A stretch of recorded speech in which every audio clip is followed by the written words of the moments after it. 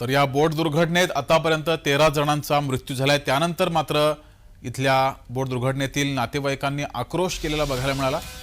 माझे कोणतेच नातेवाईक दिसत नाहीत असा आक्रोश इथल्या बोट दुर्घटनेतील नातेवाईकांनी केलाय। तर ही दृश्य आपण पाहतोय। बोट दुर्घटना झाली त्यानंतर बचाव कार्य सुद्धा वेगाने सुरू झाले, मात्र 13 जणांचा आतापर्यंत मृत्यू झाल्याची माहिती समोर येते आहे। त्यानंतर मात्र इथल्या नातेवाईकांनी आक्रोश केलाय। नवऱ्याने फोन केला होता 5 वाजता।